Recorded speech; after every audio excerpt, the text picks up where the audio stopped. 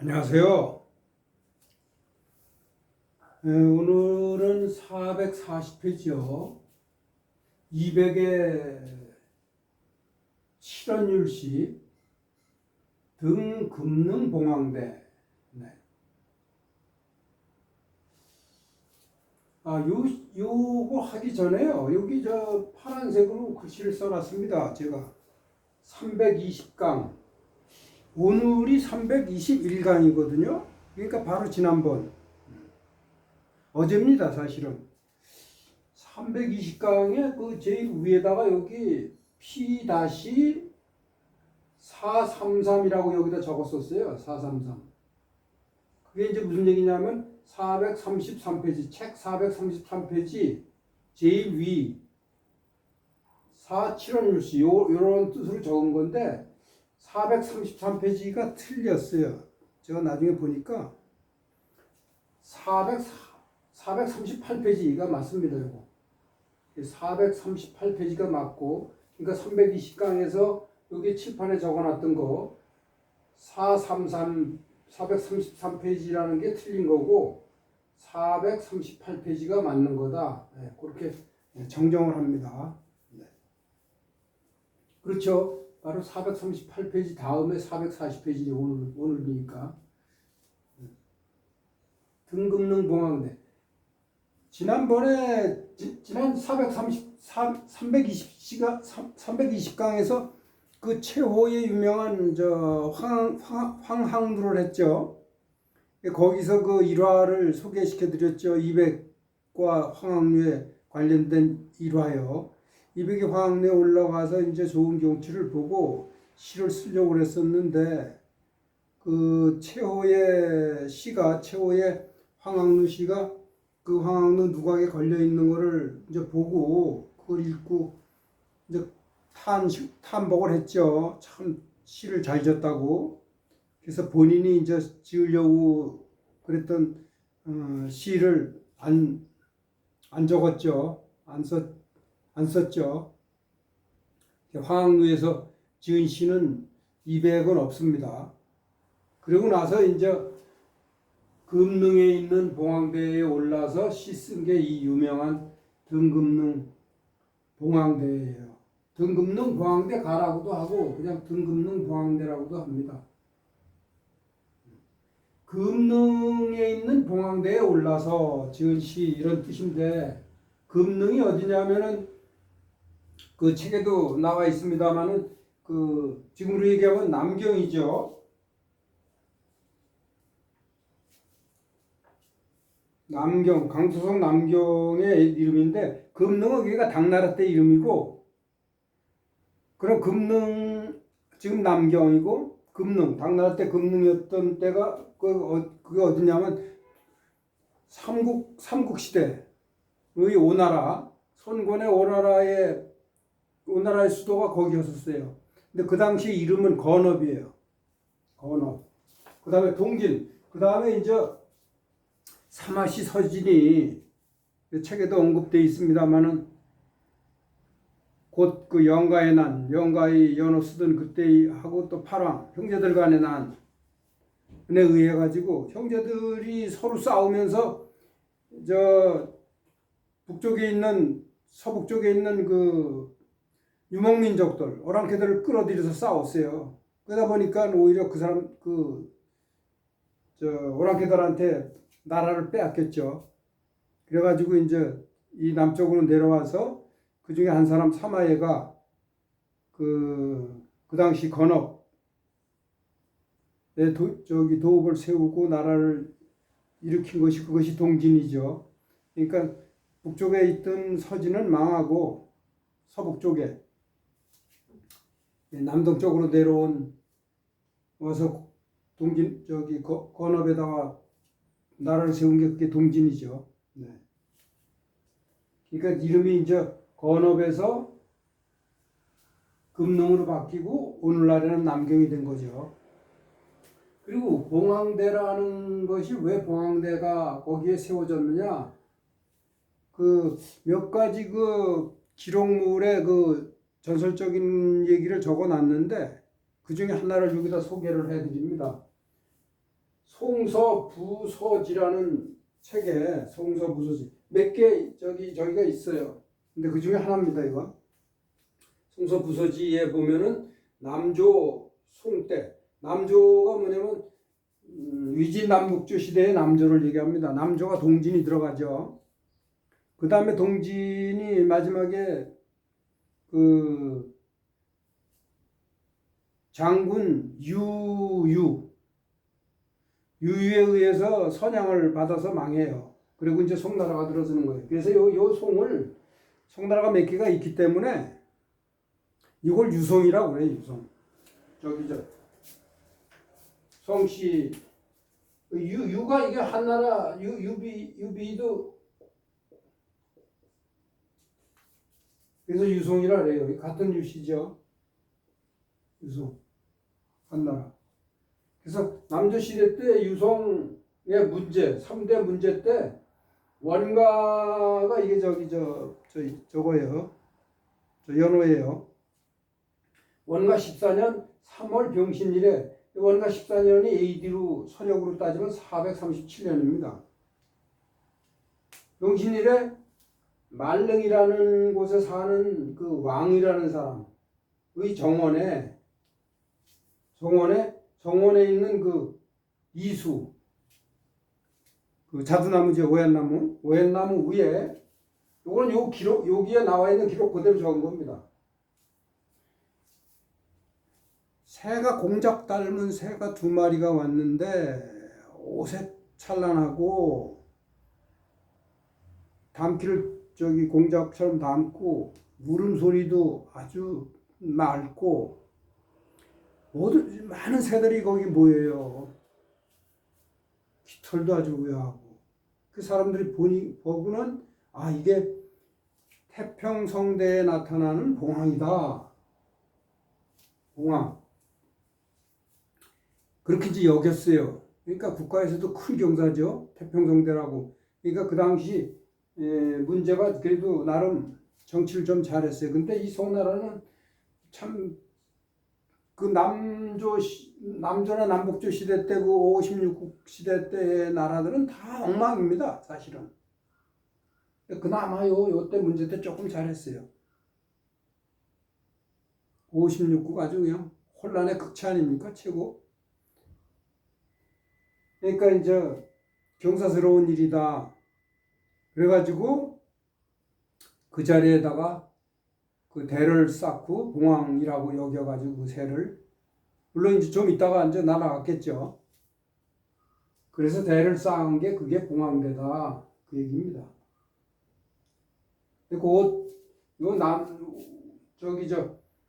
원가 14년이라는 얘기도 14년 3월 병신일이라는 얘기도 있고 또 딴 데 기록에 보면 16년이라는 것도 조금씩 달라요. 또 위치도 좀 다르고. 하여튼 그런 저기가 있어요.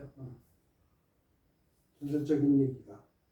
그래서 이제 이름이 봉황이라고 붙여진 거예요. 봉황대를 쌓고 거기 이름을 봉황이라고 붙였다. 자, 보겠습니다.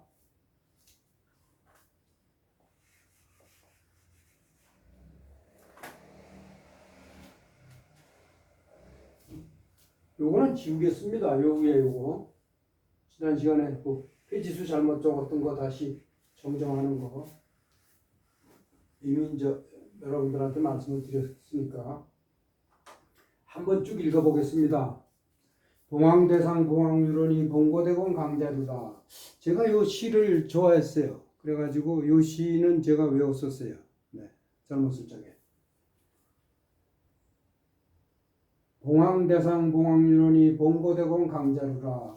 오궁하초는 매유경이여 진대의관 성고구라. 네. 삼산발락 청천에여 이수중분 백로주라. 네.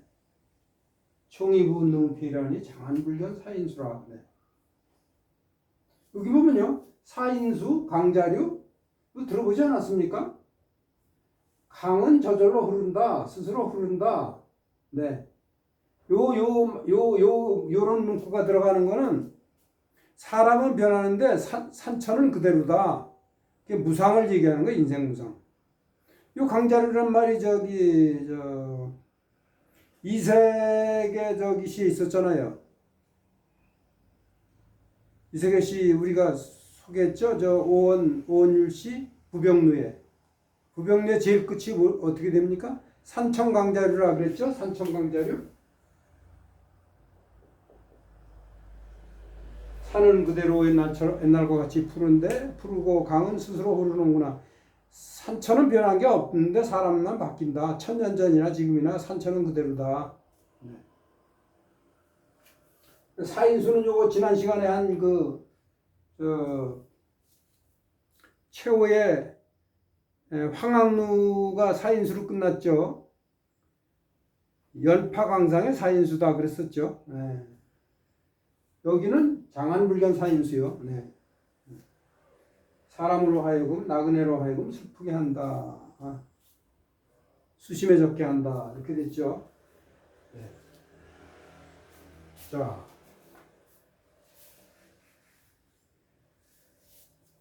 봉황대상 봉황유 뭐 이거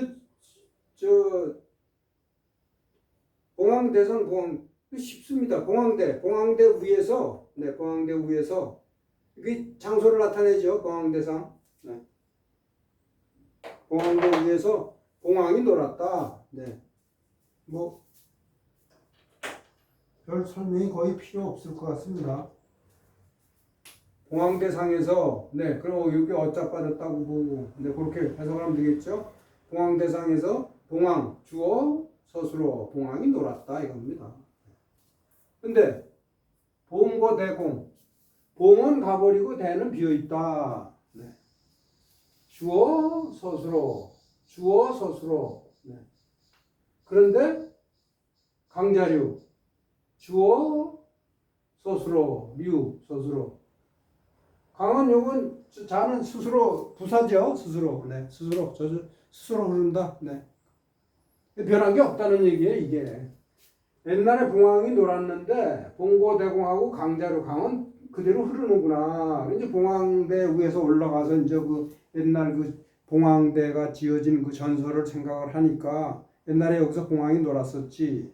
근데 이제 봉은 가버리고 대만 비어 있고 밑에 강은 스스로 흐르는구나. 이런 참 좋습니다. 여기서 강은 저기겠죠. 멀리 보이는 장강이요. 이게 저기 부황대도 장강변에 있으니까 남경이라는 게 결국 저기 장강변에 있으니까요. 오궁하초는 매유경이요. 진대유가는 성고구라. 오궁 진대. 이게 오궁이 뭐예요? 이게 손권의 삼국지 시대 때 오나라의 손권의 궁골. 그 다음에 진대. 이거는 위진남북조 시대 때 동진을 나타내겠죠. 동진. 이때는 이미 당나라니까요. 몇백 년 전이죠.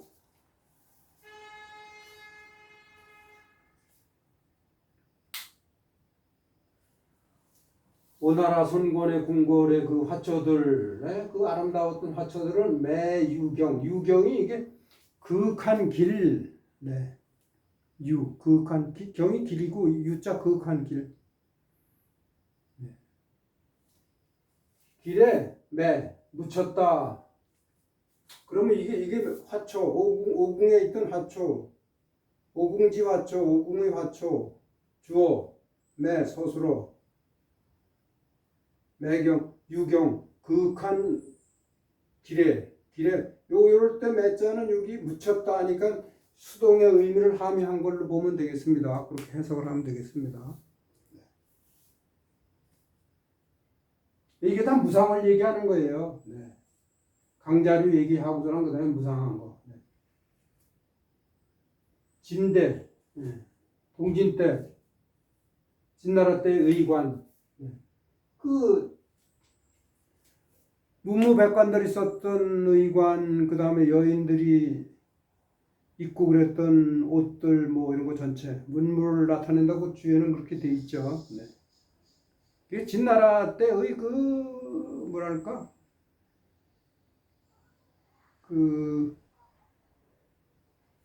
진나라 때 진나라 사람들이 다 저기 누리고 그랬던 것들, 그런 것들이 성고구, 오래된 오래된 언덕 이런 뜻인데 오래된 언덕을 이루었다. 타동사 목적어. 타동사 목적어 이루었다는데 이 성고구는 결국 무덤이라는 뜻이에요. 무덤이 된 거예요.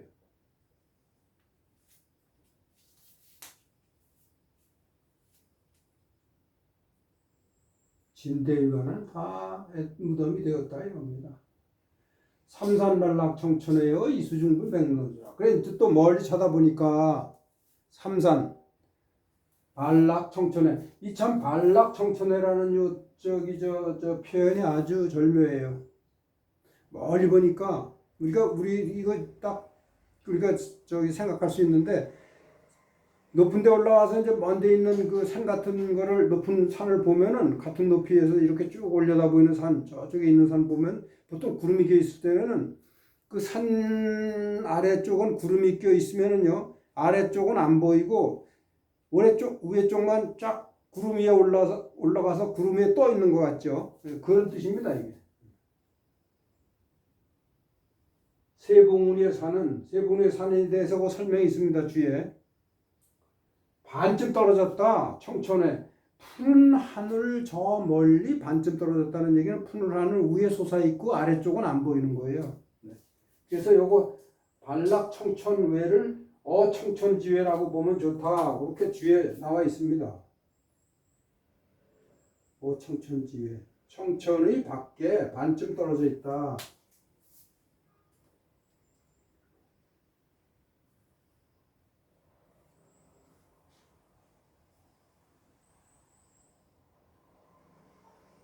발락 청천외. 네.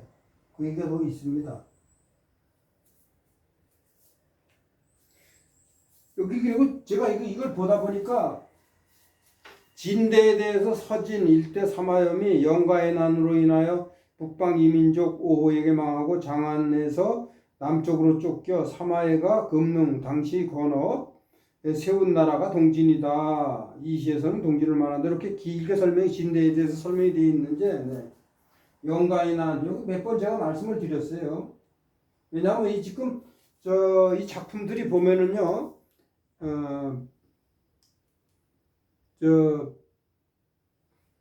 왕이지의 난정기. 그 전에 저희가 있었죠. 출사표. 저 관련의 출사표 삼국시대. 그 다음에 왕이지의 난정기. 그 다음에 도연명의 귀고래사. 이런 것들 쭉 보면은요. 흐름이. 그 다음에 이제 이 당나라 쪽으로 넘어와서 200의 춘하연 도리원서. 그게 이제 명분의 쪽 이렇게 시대별로 쭉 해서 이렇게 책에 수록이 되어 있는데 그걸 보면은요 삼국 시대 그 다음에 이제 위진 조조의 위나라 해서 사마씨의 진나라 그 다음에 이제 동진 쪽으로 해가지고 넘어오고 쭉 해서 수당으로 들어가는 거예요. 그러다 보니까 자꾸 그런 동진이다 서진이다 사마씨다 영가의 난이다 파랑의 난이다. 파랑의 난이다 영가의 난 이런 얘기가 자꾸 나오는데 한번 5호 16국 꾸고 여기 스마트폰에 보면은요 스마트폰에 5호 16국에 대해서 간략하게 30분짜리인가 50분짜리인가 동영상도 있고 그래요. 그런 거 읽으면 참 재밌습니다. 그 역사적으로 어떻게 쭉 됐는지 그런 걸 알 수가 있어요. 그런 작품 같은 거 볼 때 그런 배경을 좀 알고 그러면은 아주 이해하는데 좋습니다. 그리고 더 느껴지고요. 맹자가 이런 얘기를 했잖아요. 맹자가 그 책에 보면은 송기시 독기서 부지기인 가오와 이런 얘기가 있어요. 그 사람의 시를 읊조리고 그 사람의 책을 읽고 그런데 그 사람을 그 지은 작자를 몰라서 되겠느냐. 그래서 논기세한다. 그 당시의 시절의 행실과 정치적인 배경 이런 행적을 따져본다 이겁니다. 그게 중요해요. 그래서 그런 걸 상우라 한다 그랬죠. 상우.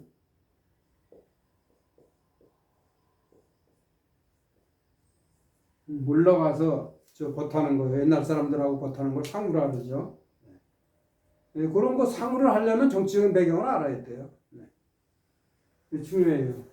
사람이 정치적 배경을 벗어날 수가 없잖아요. 특히 옛날에는 그 왕조 시대 때 시인들도 그렇고요. 그 두고 알록산난, 안사이난 이런 것 때문에 시달리고 그러다 유랑하다 죽고 뭐 참 벗어나기 어렵죠. 네. 말이 좀 저기 하게 됐는데, 네. 삼산발락 청천회요. 이수중군 백로주라. 이 삼산도 그 멀리 바라보면 이제 산세 봉우리가 거기 저 남경에서 보이는 것 같아요. 그 다음에 이수 두 강이 있는데 그게 진수하고 해수라고 그러죠. 책에도 나와 있습니다.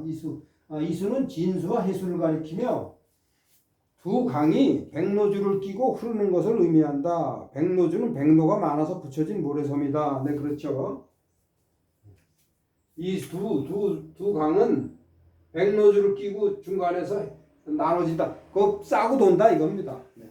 이 백로가 많아서 노자가 이게 길로자에다가 세조자를 붙인 거죠. 네. 발음은 노에서 따왔고 뜻은 이 저기 변인 새에서 따왔죠. 그래서 노라고 발음을 하는데 뜻은 백로라는 새지요. 네. 이 주자에 대해서 지난 시간에 설명을 드렸죠. 이 삼수가 들어간 주는 모래섬이다. 네. 서울의 밤섬 같은 섬이다. 그거를 백로주라 하죠. 지난 시간에는 뭐가 있었죠? 황항루에서는 앵무주가 있었죠. 앵무주. 네, 여기서는 백로주입니다. 그러니까 이 시가요. 황항루 시하고 유사해요. 그래서 이 끝에 보면은 끝에 오는 여기 운들도요. 운이 요것도 운입니다. 하나, 둘, 셋, 넷, 다섯. 이 다섯 글자가 운자인데 그 황항루의 그 운하고 같은 운이에요. 이것도. 황항루도 백로주. 그 다음에 류가 있어. 여기는 사인수 이거 있었죠. 네. 그리고 책에 말이 저 순서가 없습니다만은 이따 혹시 말씀을 못 드릴까봐 책에는 운을 주, 수 요 네 글자만 적었는데 사실은 요 글자도 운이 같이 들어간 겁니다. 율시는 1, 2, 4, 6, 8 그 9의 마지막에 들어간다고 주로 그렇게 들어간다고 그랬죠. 근데 여기서는 다섯 글자 다 들어간 거예요, 제대로.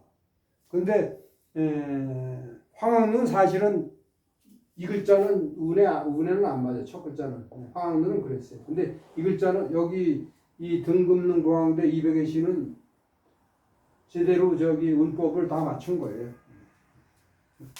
운으로 말하자면 그렇다는 얘기입니다. 뭐 조금 틀려도 상관은 없어요. 근데 책에는 여기 유자를 언급이 안 돼 있어요. 제가 이 책을 보다 보니까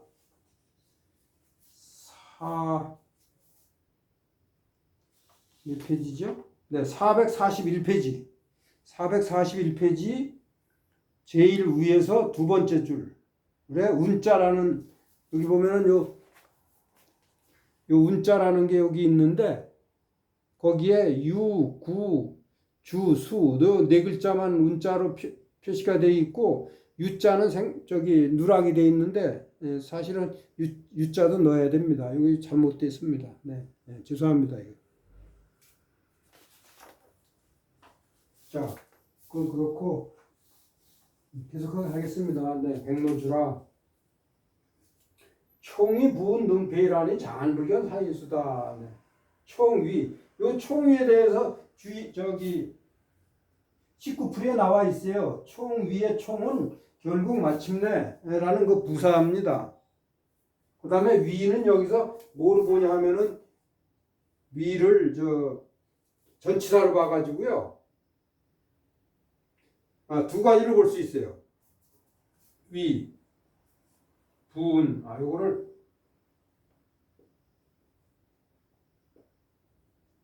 첫 번째 위를 전치사 뭐뭐 때문에 그렇게 볼 수도 있고, 두 번째 유자하고 같은 걸로 해서 뭐뭐로 인한다, 말미암는다, 인하다, 그렇게 볼 수도 있어요. 서술어로, 타동사로. 전치사 일정에는 뭐뭐 때문에, 그러니까 부은 때문에 저기 이게 해잖아요. 해를 가린다. 네. 부은 때문에 능히 해를 가려진다. 네. 해를 가린다. 이렇게. 결국 부은 때문에 해를 가리니 장안을 볼 수 없는 것이 사람으로 하여금 수심에 적게 한다. 그래서 장안불견을 요거를 주어로 보고 장안불견 전체를 장안불견이 사람으로 하여금 여기서도 물론 지난 시간에 말씀드린 것처럼 사가 저기 있죠. 사역동사죠. 사람으로 하여금 수심에 적게 한다. 그렇게. 그리고 뭐뭐로 인하다로 보면은 결국 분으로 인해서 그래서 해가 가려져 장안불견이 사인수다. 그렇게 해석할 수도 있고, 이 위자를 둘로 볼 수가 있겠어요. 두 가지.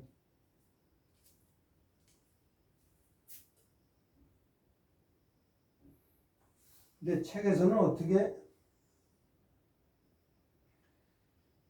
끝내 뜬 구름이 해를 가리니, 그렇게 해서 확실히 뭐뭐 때문이다 아니면 뭐뭐로 인하다 그렇게 드러나지 않게 그냥 해석은 했네요. 근데 조목조목 이렇게 축자 번역을 하는 걸로 하자면은 이렇게 두 가지로 나누어서 제가 아까 말씀드린 것처럼 뭐뭐 때문에, 부은 때문에 해가 가려진다, 혹은 부은으로 인해서 부은을 말미암아 해가 가린다, 이렇게. 그러면 또 부은이 무슨 뜻이냐? 이제 간신을 얘기한다고들 그렇게 얘기를 해요. 간신들. 천자 주변에 있는 간신들.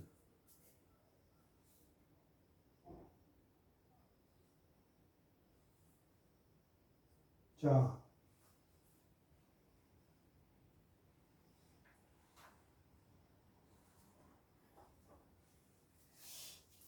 그래서 이렇게 저기 200의 등급능보항대 7원율시 대표적인 200의 7원율시 중에 대표적인 등급능보항대 요거를 마치고요. 다른 200의 시가 있어요. 근데 저기 유명한 그 자야오가라는 시가 있습니다. 근데 요거는 자야오가는요, 다섯 글자로 해서 6줄로 돼 있어요. 그래서 요거는 그 당나라 때에 우리가 이제 조금 지금까지 배워온 오온절구 율시 그런 거하고는 달리 이런 스타일을 고채시라 합니다. 악부 그 일종의 민요 노래에 맞춰서 만든 시, 그래서 고채시. 근데 당나라 때는 고채시도 많이 유행을 같이 했어요. 당나라 때는 워낙 시가 이제 번성했던 때이기 때문에 당나라 때 만들어진 그 근채시, 확정이 된 우리가 지금까지 배운 오온절규, 오온율시, 칠원절구, 칠원율시, 요것도 물론 발달했지만 그거에 구애받지 않는 고채시, 그 다음에 장가, 행류 뭐 이런 것들이 많이 발달했어요. 그래서 요거는 오원고치라고 그래요. 오원고시라고 그래요. 분류하자면 그렇다고 봅니다. 자야오가라는 시가 이게 춘하, 추동 이렇게 해서 네 수가 있는데요. 여기서 지금 소개해 드리려고 했던 거는 추가하고 동가, 가을, 겨울 이렇게 있는데, 특히 요 춘하, 추동 중에서 요 추가를 많이들 애송을 하세요. 책에 요 추가가 많이 나오는데 동가도 비슷합니다. 그 느낌이요. 이게 결국은 멀리 수자리 보러 갔다든가 아니면은 전쟁에 동원돼 있는 그 난군을 생각하는 그 시예요. 그래서 우리가 상당히 피부에 와 닿습니다. 네, 춘하는 하나는 연꽃 연 따는 거고 또 하나는 뽕 따는 아가씨들에 대한 노래인데 그거보다는 추동 이게 더 좀 난 것 같아요. 근데 자야오가라는 건 이게 생성된 게 어떻게 이게 이름이 붙여졌냐 하면은 자야라는 여자가 동진 때요. 동진 때 자야라는 여자가 있었는데 애절하게 노래를 지었어요. 그렇게 애절해가지고 그 자야오가가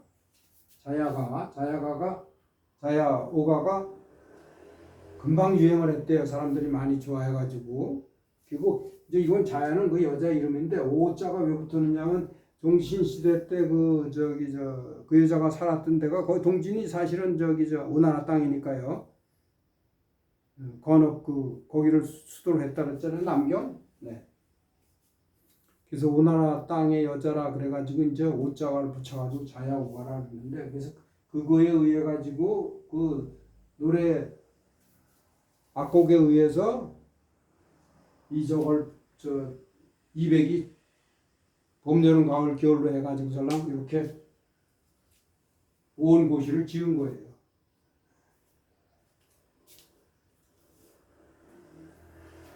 자, 읽어보겠습니다. 장안 1편 만호 도의성. 이게 도자입니다. 다듬이질하는 거예요. 도의 하면은요. 옛날에 보면은 저 어렸을 적에도 다듬이 돌 큰 거 묵직한 거 있어가지고 방망이를 이렇게 뚫겼죠. 그래가지고 곱게 했죠.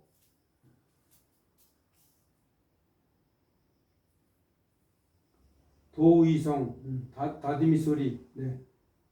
옷을 다듬는 다듬이 소리. 네. 추풍취부진, 총시옥관정, 하일평호로, 호로가 이게 오랑캐라는 뜻이에요. 오랑캐 사람, 오랑캐. 호로 자식이라고 이렇게 이제 욕을 하잖아요. 그것도 여기서 나온 말이에요. 호로. 낭인 파원정. 네, 요게 추가입니다. 가을에 달이 보통 쓸쓸하고 그런 달을 얘기할 때는 주로 추를 많이 쓰죠. 가을달이 가을에 천고마비 계절이니까 밤이 돼도 공기가 깨끗하고 습기도 없고 건조하고 그러니까 좋죠. 자, 장안. 당나라 서울이 장안 아닙니까? 장안에 1편월 장안에 가을달이 뜬 거예요. 1편월 한 조각 달. 지난번에 이색의 부병로 할 적에는 성은 장안 평양성은 벼 있고 한 조각 달이 떠 있구나. 그렇게 할 적에는 월 1편이 있었죠. 요거 월 1요 앞에 있었죠. 그때 도치됐다 그랬죠. 네, 1월편 장안성에 한 조각 달은 떠 있고 만호는 이제 장안성에 있는 그 많은 그 집들을 얘기합니다. 장안성에 호수가 엄청 많았겠죠.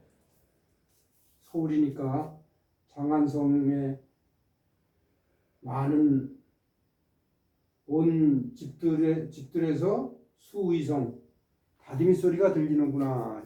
그거예요. 도의성. 도자가 이게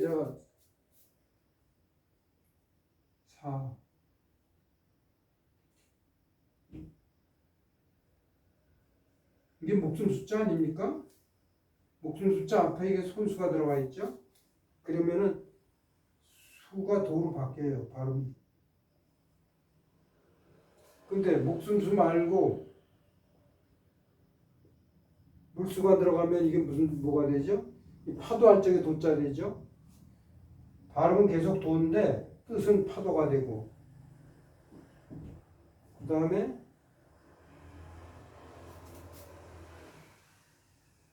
이게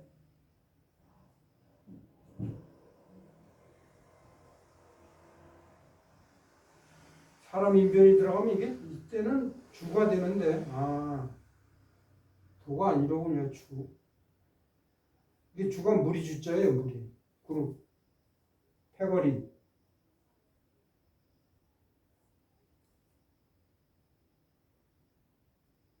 그 다음에 여기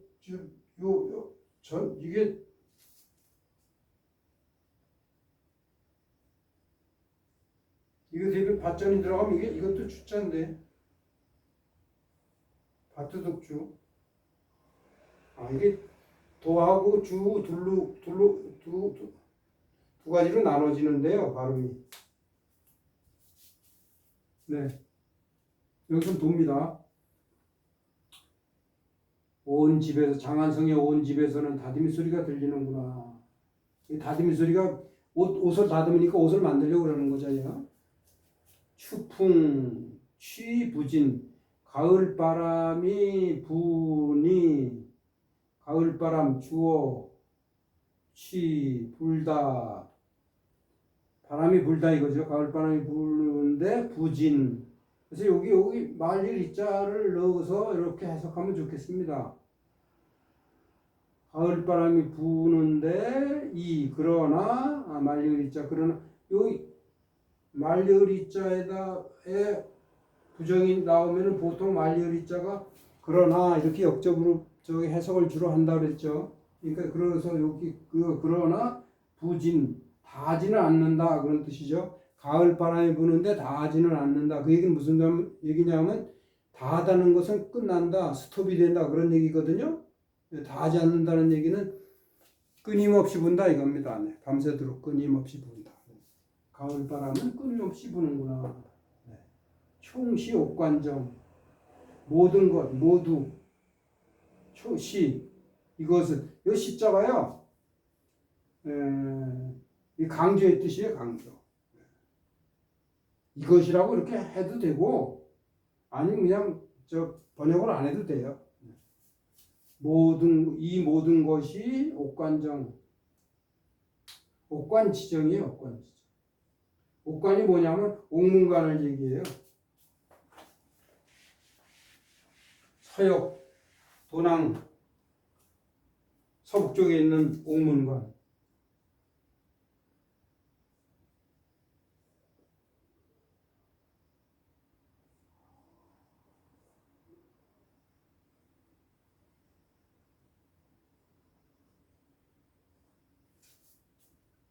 옥문관으로 지금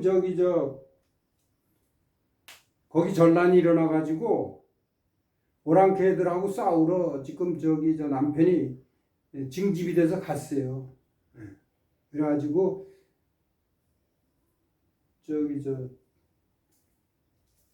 부인이 지금 혼자 집에 있는 거예요. 그래서 이 모든 이런 풍경이나 이런 마음은 옥문관에 가 있는 옥문관을 바라는 아녀자의 마음이다. 그런 얘기입니다. 이게. 지난번에 옥문관하고 옥문관 그 다음에 양관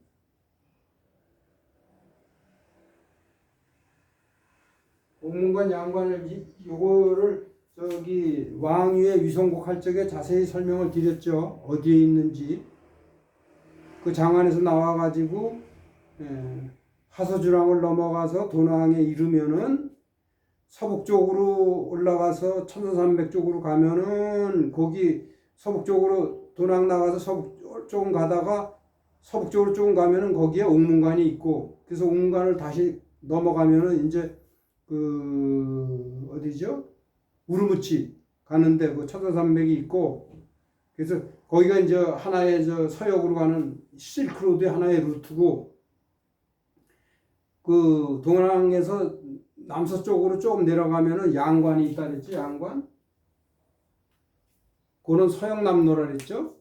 서역남로는 타클라마칸 사막하고 티벳 사이에 길을 따라서 이제 서역 쪽으로 간다 그랬죠. 그것도 실크로드의 하나의 길이고.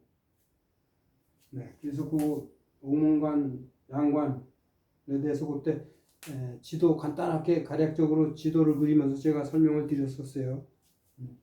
거기 그거를 이게 지금 옥관 지정은 옥문관을 얘기합니다. 그러니까 옥문관 그쪽으로 서역 쪽에 오랑캐 라인을 평정하러 간 그 낭군을 그리는 그러한 마음이다. 그런 얘기예요.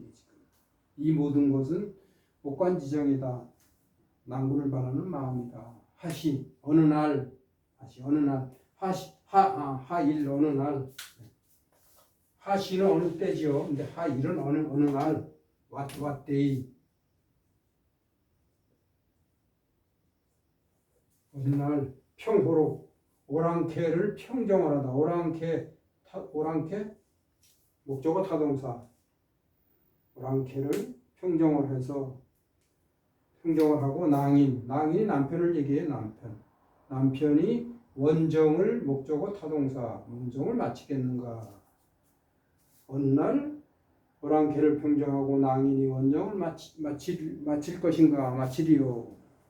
기다리는 마음 참 이해가 됩니다. 장한일편 월 만호도의성 추풍취부진 총시옥관정 하일평으로 랑인 파원정. 이것이 이제 추가예요. 그러면 동가가 있어요. 명조 역사발 일야서 이게 소음서자입니다. 실사가 들어가 있죠. 소음서. 서정포 이게 포요.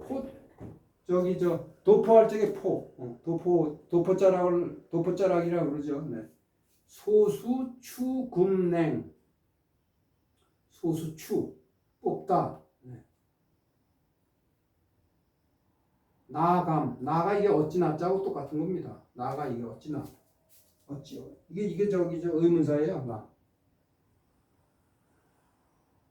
어찌 하자고 똑같은 거예요. 이건 나예요. 어찌 하. 감내하다, 감당하다, 이겨내다. 잡다. 네. 파주 문월이라는 저기 200의 시가 있었죠. 네. 술잔을 잡고 달에게 묻는다. 파주 문월. 어떤 일을 파악을 한다. 네. 그럴 때 이게 파죠. 이게 손수가 들어가 있죠. 전이 이게 자른다, 커팅한다는 뜻이에요. 그래서 전도하면 가위라는 뜻입니다. 가위. 재봉 지금도 많이 쓰죠. 재봉틀, 재봉. 이게 기죠. 기원도, 재봉 기원도, 기일 어느 날, 기일도, 임조. 이게 조자입니다. 이게 잘 안 쓰는 글자인데 지명 이름이에요. 임조가. 지명 거기가 어디냐면 지금 현재 감숙성 임담현 일대랍니다. 임담현 감숙성. 거기서 그러니까 서역으로 가는 데예요. 그래서 여기 지금 옥관 임존이 이게 다 비슷한 데입니다.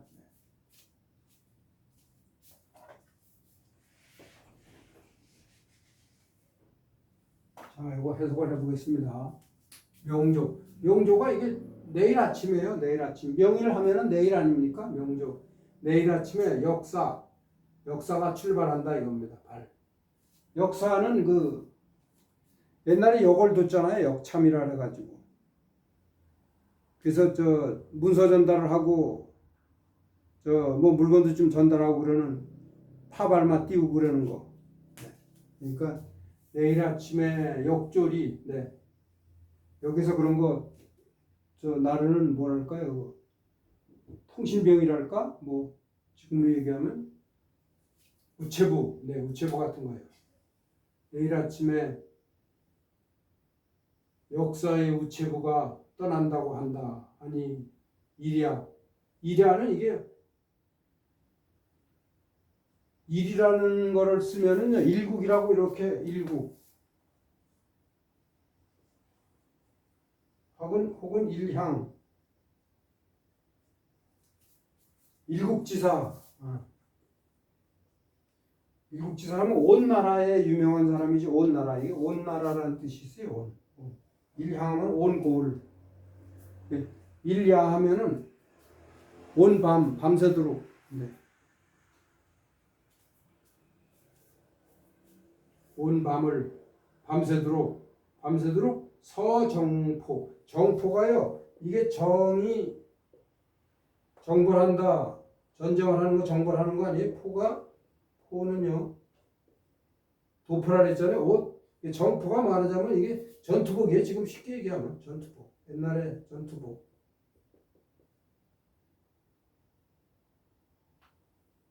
전투복에다가 온 밤을 밤새도록 전투복에 이게 솜인데 솜을 두다는 뜻이 있어요. 서술어로. 그러니까 전투복을 만드는데 솜을 넣어서 전투복을 만드는 거예요. 그게 뭐가 좋냐 하면은 보온도 되지만은 그 다음에 두툼하고 그러면은 몸도 좀 보호할 수가 있어요. 어느 정도. 겨울을 나기 위한 전투복. 밤새도록 전투복에 정포에 솜을 둔다 그러잖아요. 그걸 솜을 둔다 그래. 솜을 넣고서 이렇게 옷 만드는 걸 솜을 둔다 그래. 솜을 두네. 네. 내일 아침 역졸이 떠난다고 하니 온 밤새도록 전투복에 정포에 솜을 두네. 솜을 둬서 옷을 만든다는 소리입니다. 네. 소가 이게 흰소자로 들어가죠. 그러니까 신손. 여자의 아름다운 손을 의미하는 거예요. 소수. 여기서 요걸 써있자를 넣어서 해석하면 좋아요. 써있자 요것은 몸을 가지고 수단. 그러니까 신손을 가지고 신손을 가지고 그 바느질을 하려면은 그 두툼한 소모옷에 바느질을 큰 대바늘 꽂아서 이렇게 실을 꽂아서 이렇게 꼬매야 되죠. 그거를 형상하시면 돼요. 흰손으로 뽑는 바느질하는 그 바늘. 이거 침이 바늘입니다. 바늘. 흰손으로 이거 추가 뽑는다는 뜻이거든요. 흰손으로 실을 뽑아 올리는 그 바늘. 이게 지금 겨울이니까 동가잖아요. 바늘이 차다 이겁니다. 옛날에는 지금은 난방이 잘 됐지만 옛날에는 난방 잘 안 된 방은 물도 얼고 막 그랬죠. 콧등이 시렵고. 네. 그걸 생각하시면 돼요. 흰손으로 뽑는 바늘이 차다 이겁니다. 차다. 그래서 흰손으로 뽑는 바늘 요 전체가 주어고 그 다음에 냉이 서술어. 냉은 차다 이렇게 서술어. 흰손으로 뽑는 바늘이 차니 어찌 나가 이게 아까 하하고 똑같다 그랬죠. 어찌 감당을 하겠느냐 이게 이것을 감당을 하겠느냐. 그래서 이 전체가 목적어고 이걸 감당하는 게 타동사예요. 어찌 감당을 하냐. 뭐를 감당을 해요? 전도가 가위라 그랬죠. 가위를 잡는 것을 감당하겠느냐. 그러니까 가위를 잡는 것을 이겨내겠느냐. 어떻게 가위를 잡고 잘 이렇게 옷을 만들고 그러겠느냐. 왜냐하면 이 추운 날씨이기 때문에 그 바느질하기도 어려운 손이 곱아가지고요. 바느질하기도 어려운데 이 찬 가위를 잡고 이렇게 잘 썰고 이렇게 옷 만드는 게 어렵다 그런 얘기입니다. 전체적으로 두 구절이 그 추운 밤에 추운 날씨에 그 바느질하기 어려운 거를 형용하는 거예요. 흰손으로 뽑아내는 바늘이 차가운데 어찌 가위를 잡고 잡는 일을 감당하겠느냐. 가위를 잡고 옷을 만드는 것을 감당할 수 있겠느냐. 그렇게 풀어서 생각을 하시면 돼요. 그래서 이제 재봉은 지금 전체 이거 재봉, 이게 봉이 이게 저 꼬매는 걸 봉이라 그러잖아요. 재봉, 발음하는 거. 재봉이 전체가 그러니까 옷을 만드는 거예요. 여기서는 만든 옷이에요.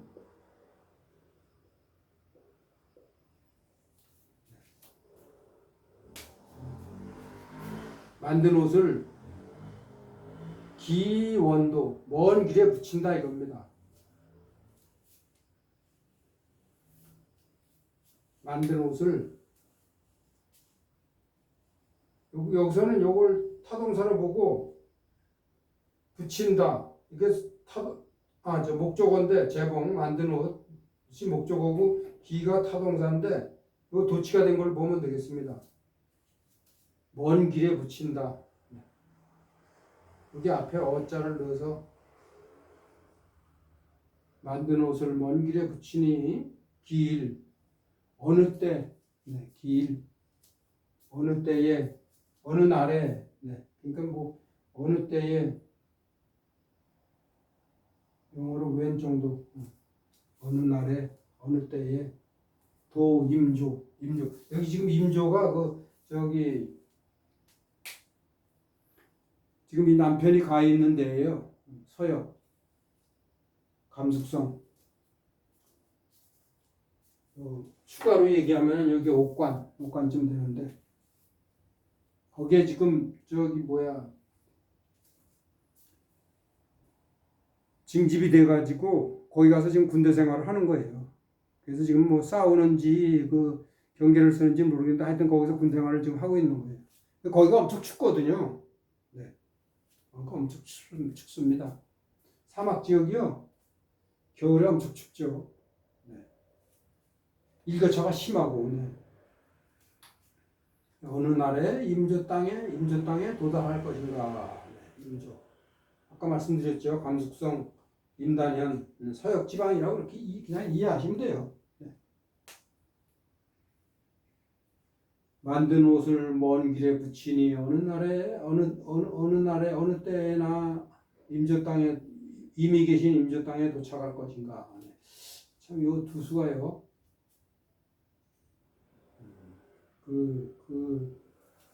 군대 생활하고 그렇게 이제 옛날에 요즘이야 뭐 큰 저기가 위험이 없죠. 근데 옛날에는 군대 생활 하면은 거의 죽었다고 봐야죠. 반 이상은 죽을 겁니다. 반 이상은. 그러니까 참 가기도 어렵고 오기도 어렵고 뭐 옛날 사람 살기가 보통. 그러니까 우리가 쉽게 얘기해서 오늘날 태어난 거를 참 행복하게 여겨야 돼요. 어찌됐든 간에. 그러니까 이런 거를 옛날 생각을 하면서 아까 제가 말씀드렸던 돈황, 그 다음에 옥문관, 양관 그쪽으로 해서 이제 서역으로 나가는 거 그런 걸 생각을 하면은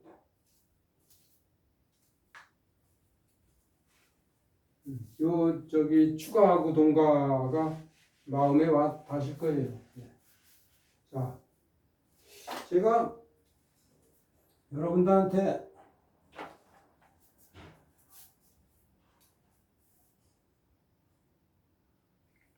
말씀드리려고 했던 거는 다 말씀을 드린 것 같습니다.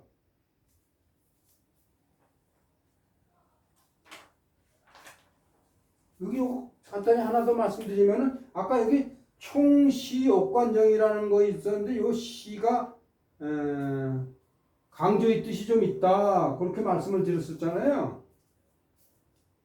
근데 저기 춘일 월야 억사제라는 얼마 전에 200의 시를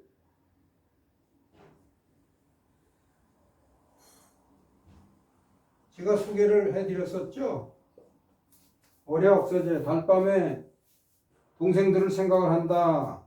그 200의 시인데 그 중에 뭐가 있었냐면은 월시 고향명이라는